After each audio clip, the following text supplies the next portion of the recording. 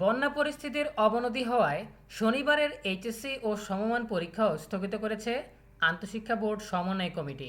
কোন কোন জেলার জন্য পরীক্ষা স্থগিত করা হয়েছে এ বিষয়ে নোটিশ প্রকাশ করা হয়েছে। নোটিশ থেকে বিস্তারিত তথ্য জানিয়ে দিব আমাদের আজকের ভিডিওতে। যারা এখনও আমাদের চ্যানেলটিকে সাবস্ক্রাইব করনি তারা এখনই সাবস্ক্রাইব করে রাখো, তাহলে পড়াশোনার সকল তথ্য এবং পরামর্শ সবার আগে পেয়ে যাবে। প্রিয় শিক্ষার্থীরা, এখানে তোমরা দেখতে পাচ্ছ আজকে 10 তারিখ কিছুক্ষণ আগেই এই নোটিশটা প্রকাশিত হয়েছে।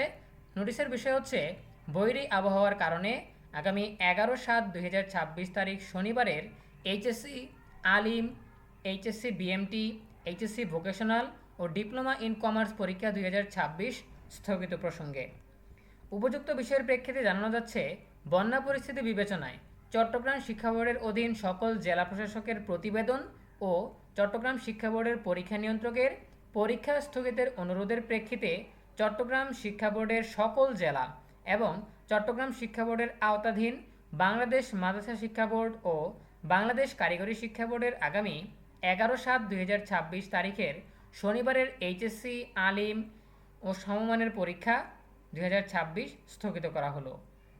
অন্যান্য শিক্ষা বোর্ড এবং বাংলাদেশ মাদ্রাসা শিক্ষা বোর্ড এবং বাংলাদেশ কারিগরি শিক্ষা বোর্ডের চট্টগ্রাম বোর্ডের অধীন জেলা ব্যতীত অন্যান্য জেলার উক্ত তারিখের পরীক্ষা যথারীতি অনুষ্ঠিত হবে। স্থগিত হওয়া পরীক্ষার সময়সূচি পরবর্তীতে জানানো হবে। এ বিষয়ে প্রয়োজনীয় ব্যবস্থা গ্রহণের জন্য বিশেষভাবে অনুরোধ করা হলো। সো কোন কোন জেলার জন্য চলো আমরা জেনে নিই। চট্টগ্রাম শিক্ষা বোর্ডের আওতাধীন জেলাগুলো হচ্ছে চট্টগ্রাম জেলা, কক্সবাজার জেলা, রাঙামাটি জেলা, বান্দরবান জেলা, খাগড়াছড়ি জেলা।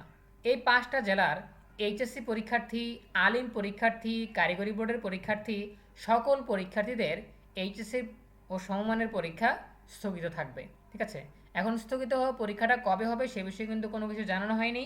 বুধবারের স্থগিত পরীক্ষার তারিখ, শনিবারের স্থগিত পরীক্ষার তারিখ এগুলো পরবর্তীতে জানিয়ে দেওয়া হবে। এই 5টা জেলা ছাড়া অন্যান্য সকল বোর্ডের, অন্যান্য সকল জেলার এইচএসসি আলিম সব পরীক্ষা চলমান থাকবে। ঠিক আছে। সো আরেকটা বিষয় হচ্ছে, সিলেট বোর্ডেও এখন বন্যা পরিস্থিতি অবনতি হয়েছে। সো সিলেট বোর্ড নিয়ে এখন পর্যন্ত সিদ্ধান্ত আসেনি। যদি সিদ্ধান্ত আসে তাহলে সামগ্রিকভাবে সিলেট বোর্ড সহ কোন কোন জেলায় পরীক্ষা স্থগিত থাকবে এ বিষয়ে আমরা তোমাদেরকে খুব শীঘ্রই জানিয়ে দেব।